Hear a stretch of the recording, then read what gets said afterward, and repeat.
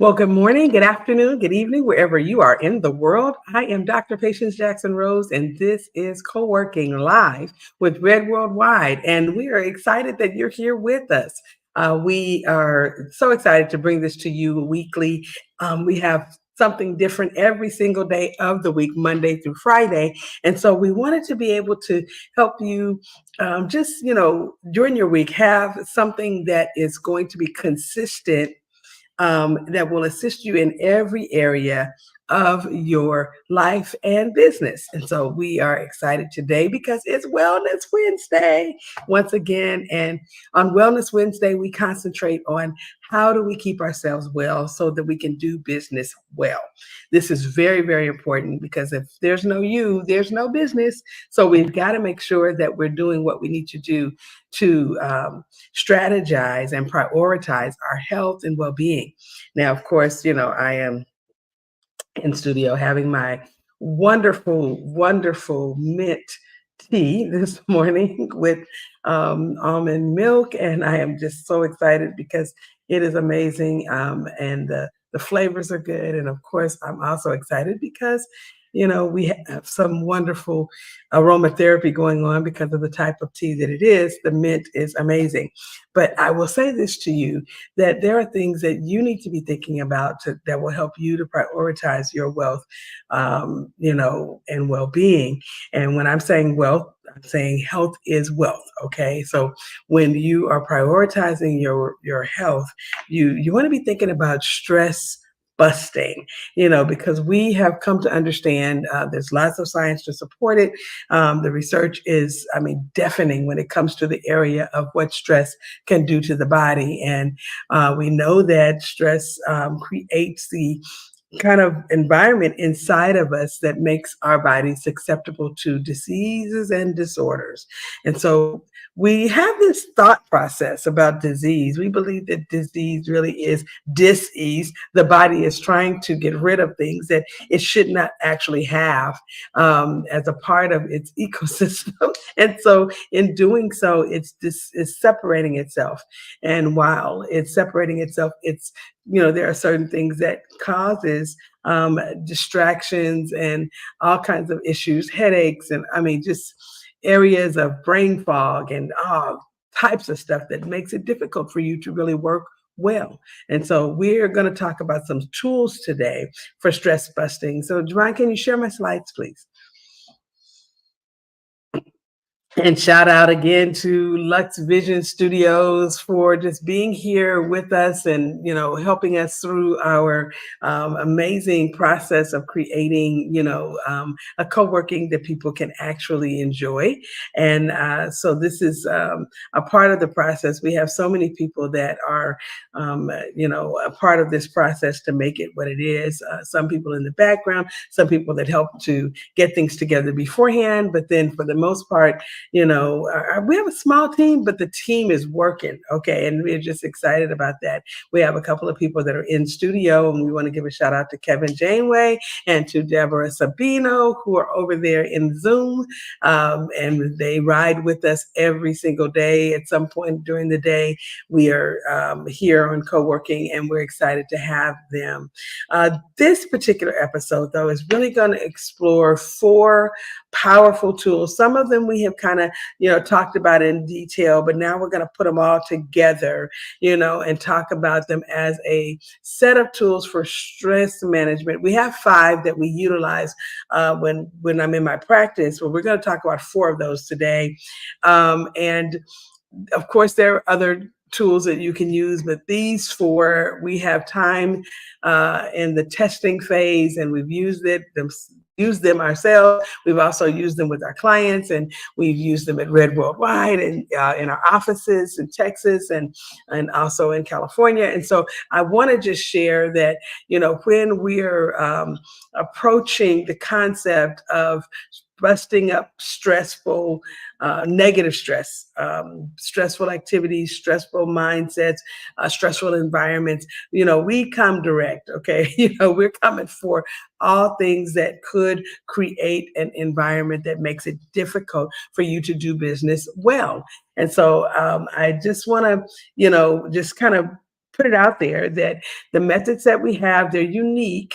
And they can work by themselves, but they work really well when you coordinate them. And this approach to reducing stress, promoting a more relaxation thought process, homeostasis, restoring the mind, the body back to a state that is going to, serve you better. It improves overall well-being when you use them together. Okay, next slide, please.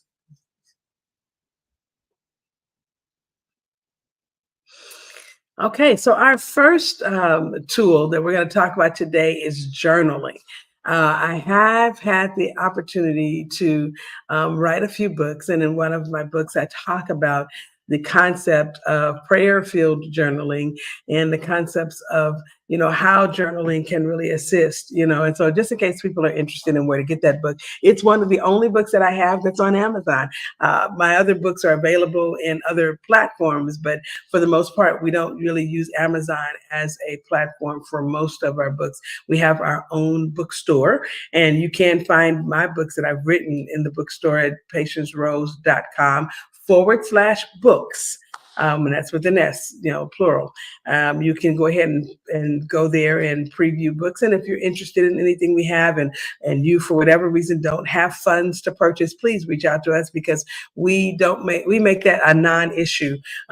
We have a platform where people can actually gain access to our books for just paying, $9.99 a month, and they can get in our system and read as many of the books that my husband and I have written that they'd like, and so that's a wonderful, I think, opportunity for many people. We don't want money to ever be an issue for you not having good material. And so I want to just put that out there, make sure you know that you have access to ebooks for free through our platform. And then if you need the paperback or the hardback, reach out to us and tell us, I'm interested in that. But they're also available there in our bookstore. But when we're talking about journaling, the book that I wrote is actually Getting a God Result. And that book has a little workbook that goes along with it. And it's a journaling prompt type workbook, meaning that it has the journaling prompts in there, and you're encouraged to follow along with the prompts, but you can definitely go off script because we gave you space in there to do that. But I wanted to really say that the reason why we did it is because it's effective in a lot of areas. And inside the book, I believe I talked, in one of the books, I talked about, the fact that there have been many studies to support journaling. In the very beginning of the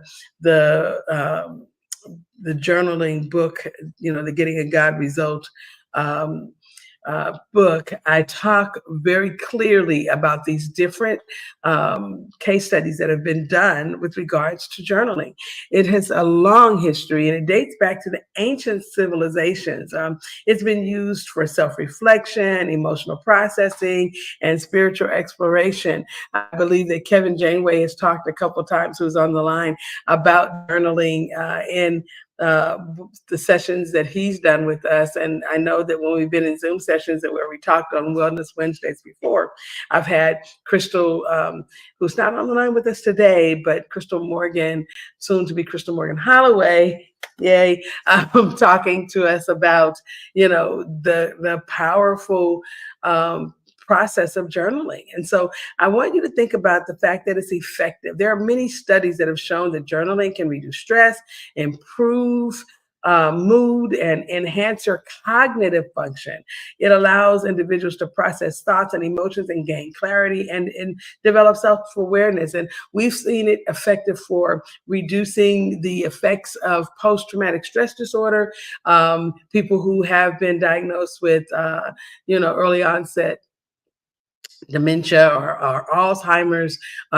We've seen journaling have tremendous benefits, in working with those types of disorders that they're experiencing. I've seen journaling work very, very well with people who are having an effect of depression in their life. And so I've used journaling personally, and it has been one of the most effective tools that has assisted me in, dealing with a lot of different challenges in life as I was, walking through some of those things. And so the use of journaling can be, very effective when you're using it to express your feelings or track progress or set goals. A lot of people, they think that there's just only one way to journal. And let me just say this.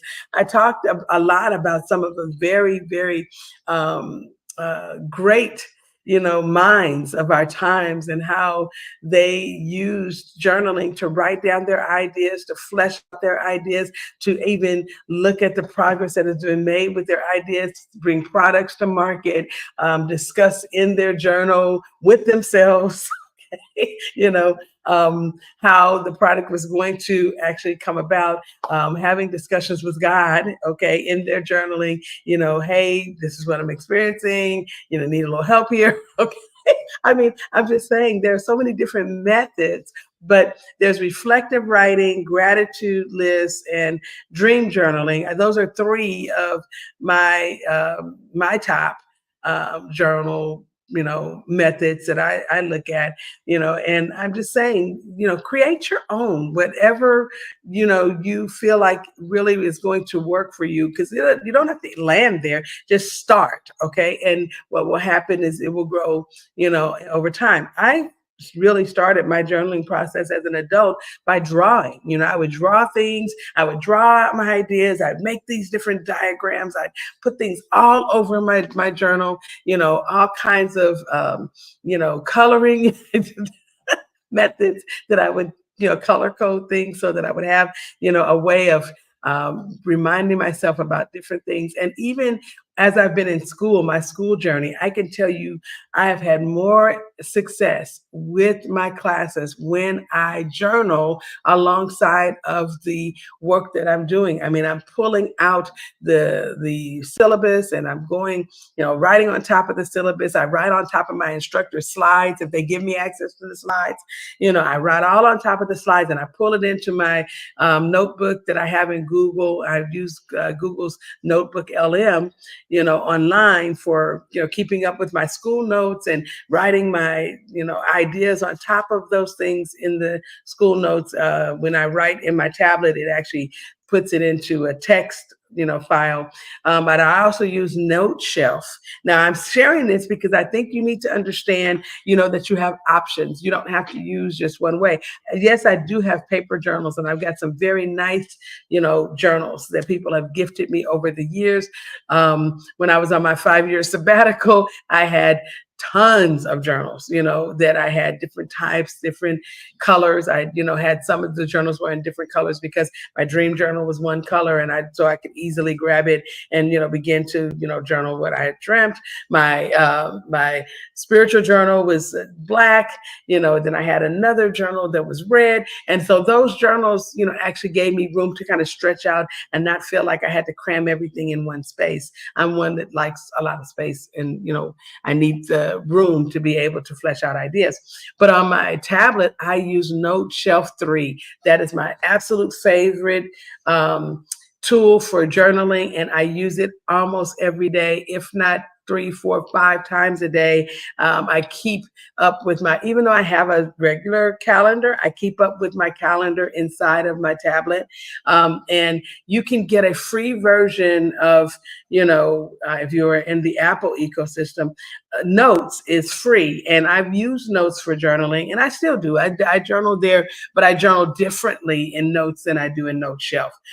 So now that Notes has the ability for you to actually record your voice and it puts it in a note, I'm going to probably use it more frequently than what I have used it for journaling, because I can actually talk through things and it types it in there, and then I can go back and journal on top of those ideas. And so that is a really, really good way. And I'm just sharing with you my way. You may have a different way, but I love being able to use technology because I can carry less things. Whereas I have 3 or 4 journals that are paper journals that I'd have to carry around in some sort of a knapsack or backpack or something, or my rolling bag.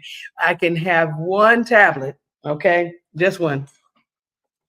I've got it right here sitting next to me, but I can have either my iPad mini, okay, which is really tiny, and I can put that. I'm trying to share it where you guys can see it.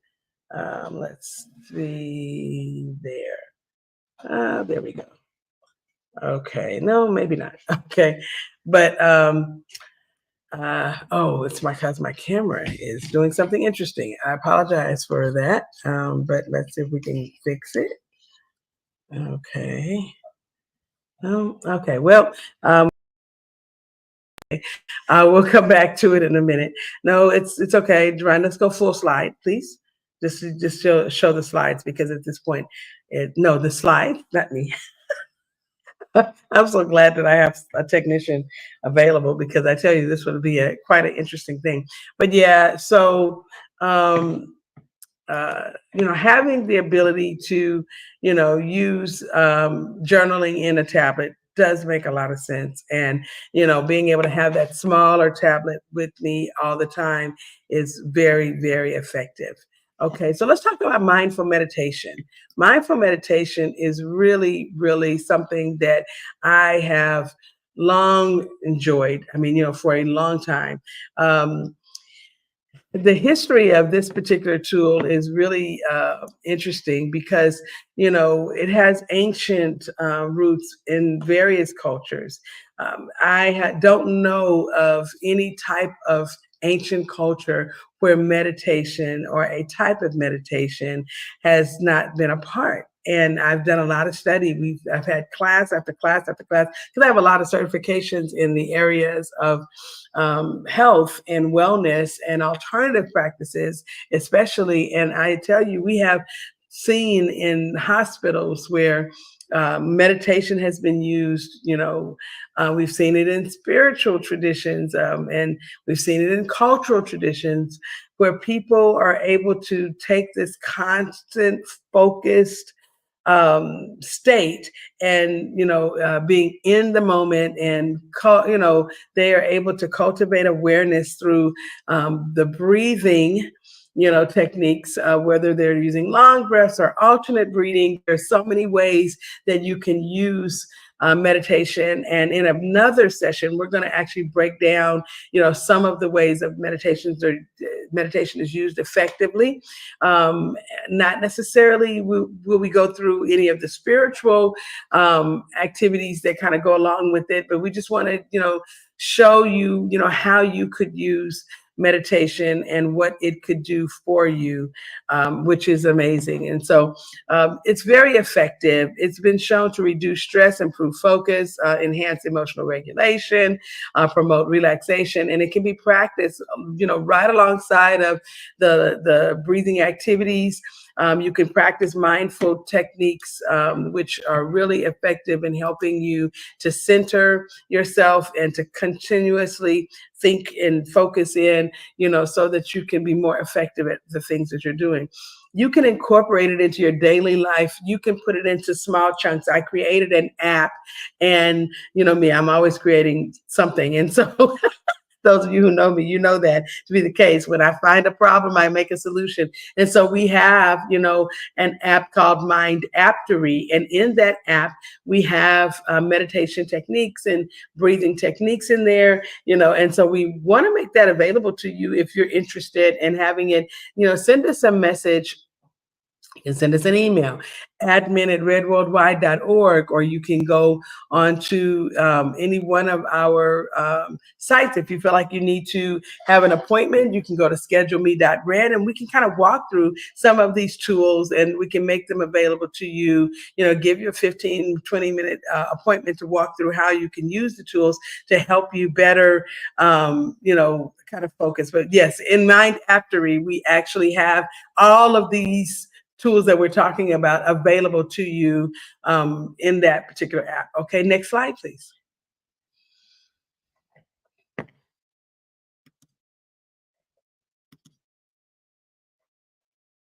So aromatherapy, this is one of our really, I would say, top, in the top three. Okay, aromatherapy probably is close to the top because it has, again, it originated, in ancient Egypt, or is where it first has been said to show its its origins. However, we also know that it was a part of the Hebrew culture. We know that it was also a part of, and we're talking about ancient Israel, not just the new Israel that was created, in the 50s. But we're really talking about ancient, Israel. I'm sorry, the 40s.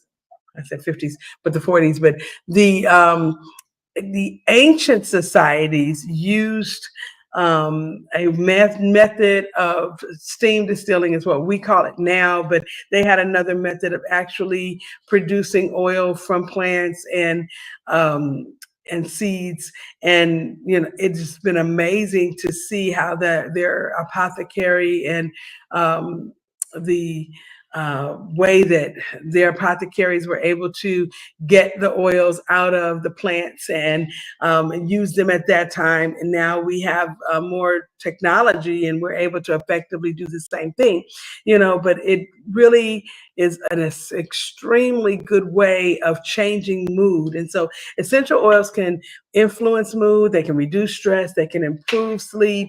They're often used for relaxation and pain relief, and skin care. We see it that I mean, often, where essential oils have, uses that are evolving. Okay. So, we are consciously, doing the research. And when someone comes up with something new or they've discovered something new, we try to make that available to people and making sure that they are able to gain access to that information. How aromatherapy can be used is, either you can ingest it, the oils where you are taking them inside of the body. Make sure that the oils that you're using say that they're safe for ingesting, safe for using it internally.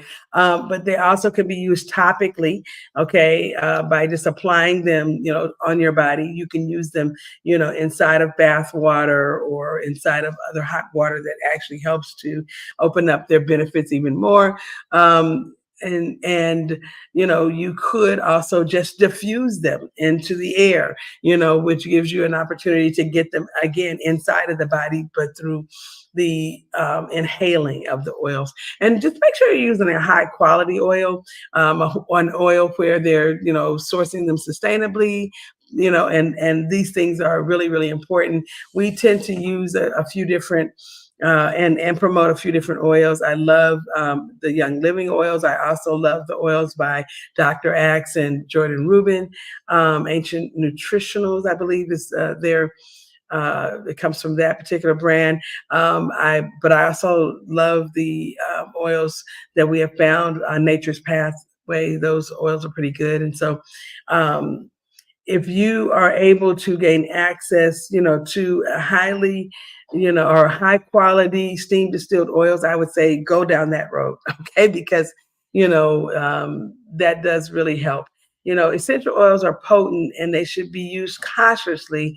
Be very careful if you're putting them on your skin. You probably will want to, cut the oil with some type of carrier oil like avocado oil or olive oil or grapeseed oil.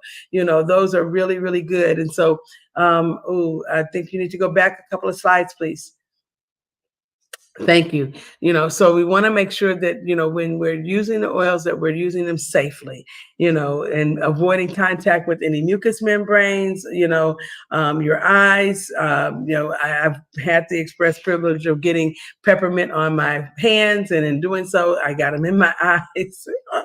And so you have to really be thinking about, how do you do this, sustainably? How do you do it safely? And what is it that you want to, make sure your outcome is? And then that really will kind of tell you which oils you want to probably, get and how you want to use them.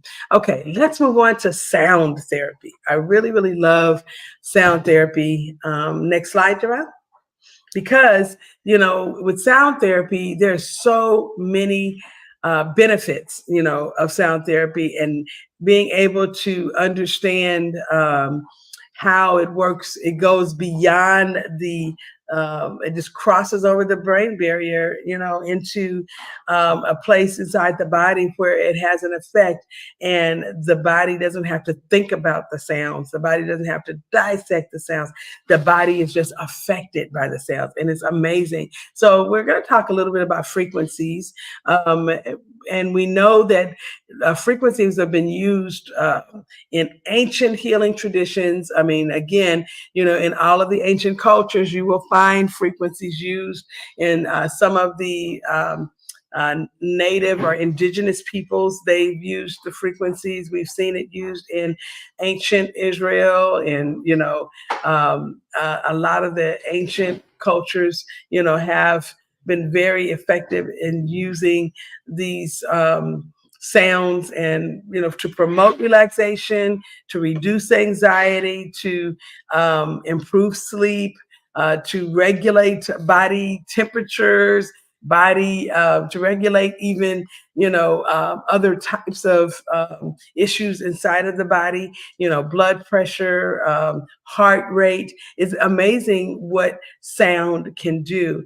And when you're thinking about the binaural beats or the isochronic tones for specific effects, you can find a lot on YouTube University, okay, about some of the frequencies and how they work, and learning which particular frequencies can be used for what type of effect you're trying to bring into your body. And so again, when we're talking about stress relief, which is our number one reason why we're doing this particular podcast today, we want to recognize that there are certain frequencies that can put you into a state of homeostasis, where your body is just completely clear and of all types of challenges, and you are able to go into a mode of deep concentration,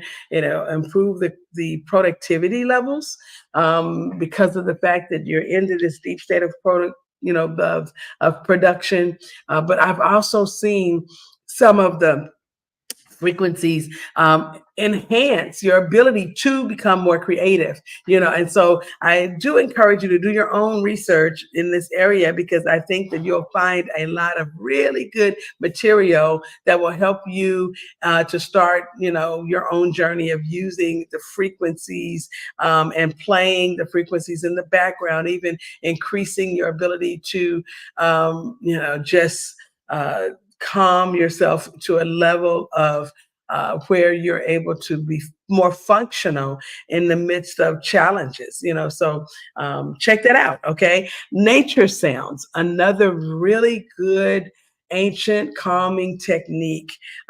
Rain in the background is really good. Sometimes I will play I'll just have on my television, I'll use the smart TV side and go into the Calm app, and when you're in the Apple ecosystem, his Calm is available inside of your Apple TV, or Apple TV Plus, and get the sounds moving and working for me in a way that it helps to give me some consistent production, and keeping my temperament at a level that I can uh, adjust to things that might be going on around me that may not be the most favorable at the time.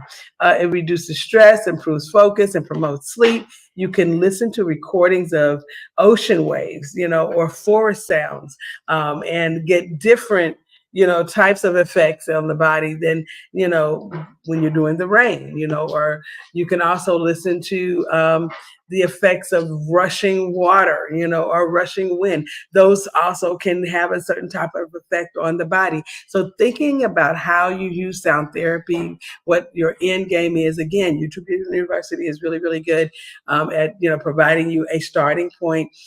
Use perplexity.ai that I talked about the other day. It can actually take you to some credible sources where you can find research about these particular tools that we have been talking about today. Music. Okay. therapeutic use since ancient times. People have used drums and flutes and the bowls. I love the sounds that are made with the Tibetan tools that they use on top of the bowls to get certain sounds. Those have been amazing. Steel drums in the Caribbean islands. I learned about the effect of the steel drum on the body. Hearing that music, it's really exciting. It elicits emotions and reduces pain and promotes relaxation. And we have seen research. And on another day, when we're talking about music therapy, I did study in this area tremendously, into music therapy, having done a 4-year degree in music, and a good 3 years of that I spent in independent study in the area of music therapy. And we have seen the effects of music on disease and disorder. We've seen the effects of music on uh, everything from any kind of mental disorder, from have people who have high sensitivities to noise, but for whatever reason, music has been amazing at calming their minds and giving them the ability to focus in on what they're doing at the time.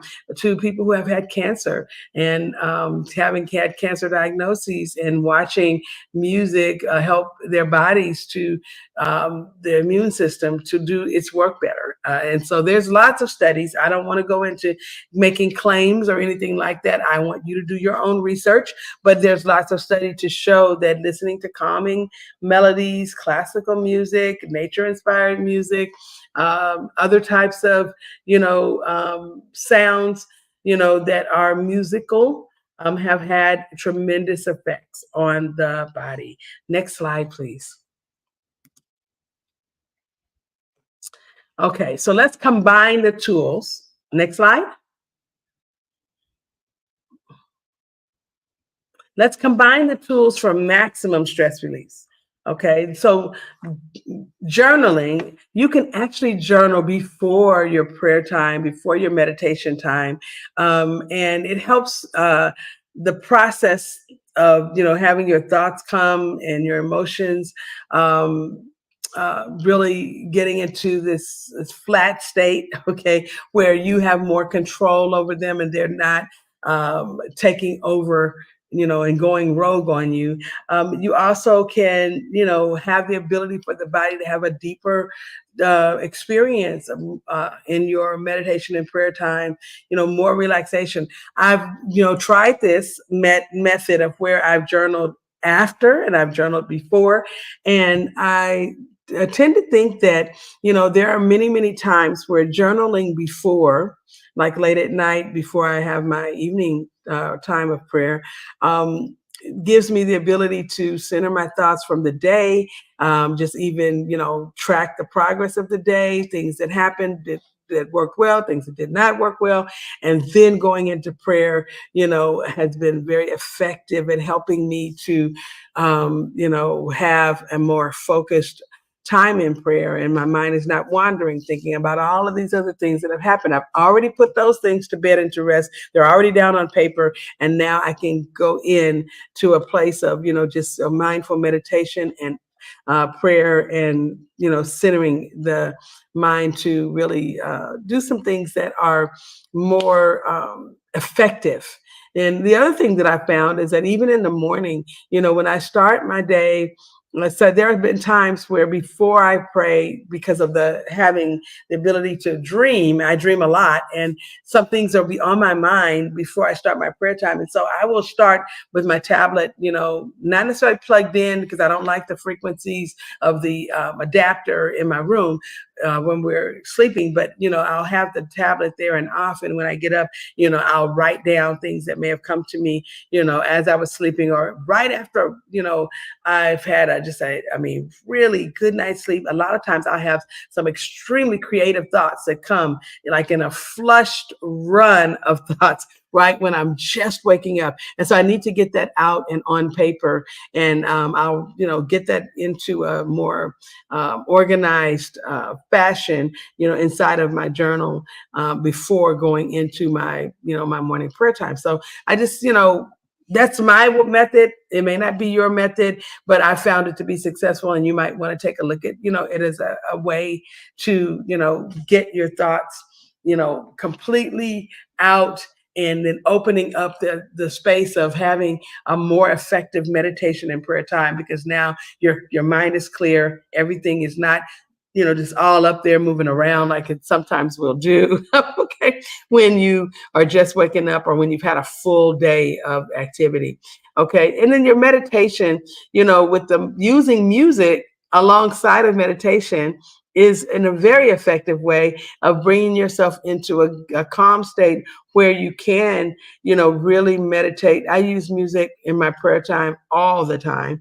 There's sometimes when I pray without it, but in my meditation time where I'm really having focused breathing and focusing in on, hearing, really hearing intently, and, being one with everything that's around me, because I just, in our faith tradition, we really center in for Holy Spirit, to teach us things. But, I am in that mode of where I'm hearing, and I have music going in the background, different types of music. Sometimes I'm listening to chopars, other times it might just be calm piano music, sometimes I have, a very interesting set of musical cadences that are going on, and with that, it just allows my mood to really move into a more focused mood that I makes the meditation and prayer time more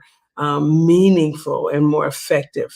Then the using of essential oils. A lot of times I'll turn on the oils as soon as I get into my little space where I'm praying. I've got the oils going in the background, where the room atmosphere is very different. The frequency of the room is very different based on the fact that I've got, to a place of where I've got a set of tools that I've got working together at once, where I'm in the space, I've got my meditation going, I've already done my journaling, the atmosphere is set, because I've got the music playing, in the background. And then I also have my essential oils.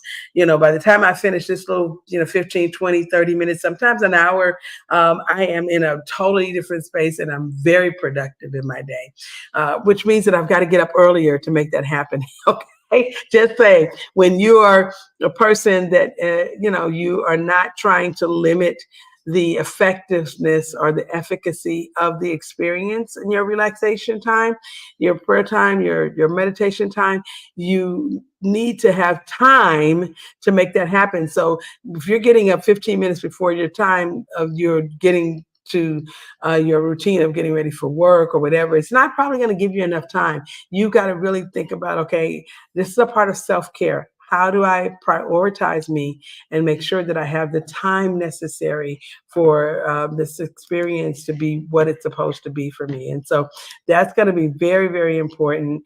And, you want to make sure that you're doing the things necessary to create the atmosphere that you want. And then using sound therapy before or after these other techniques, playing some of the frequency music, or, the having your room noise be the sound of the rain or the sound of rushing water, or, some of those things. I usually do it after, I'll have in the background the rain, moving, the from my prayer and meditation time right into getting ready for work. And so that first 15 minutes, be after that time, I've got that calm noise going in the background to keep me, and it just kind of ushers me into my work time, and it does it in a very, very succinct way, because I can hear it and it's really effective for me.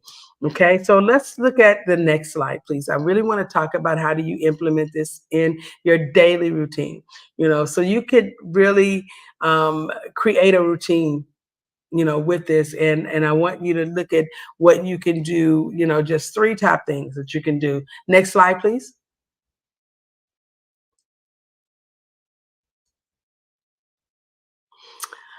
So start small. You may not have ever heard of any of this stuff that I'm talking about, and this might be a lot for you to try to go all in and do everything, all in your first session. So just kind of begin with some short sessions of each tool. Get acclimated, get you a nice little journal if you're going to do it with a paper journal or a hardback journal. If you're going to use a tablet, I had a client that actually went out and bought an iPad after I did a session with her. I showed her how I used mine. She was so excited. She was like, oh my God. She had been on a lot of medications and had a really rough time of it, with depression. And her psychologist and her psychiatrist were like, man, you should have started doing this a long time ago. These sessions are really helping. And so I've had others, when working through post-traumatic stress disorder with some of my military clients, I've seen them also do the same thing. Maybe they didn't buy a iPad, but a Surface tablet. I saw someone go out and buy the Samsung Note because they wanted the ability to write as well as have all of the other tools available. And so you can handle three of the things that we talked about by using your tablet, okay? Because you have a place to journal, you can play the music and the sound therapy, and you have the ability to actually even write your prayers down, and or to record yourself doing some mindful meditation prompts, or even get mindful meditation prompts through several sources that are available. And there's three of the four things we talked about that you can create from having your tablet available. The only one that I mentioned that you would need something more than the tablet was the use of the yeah, and this is a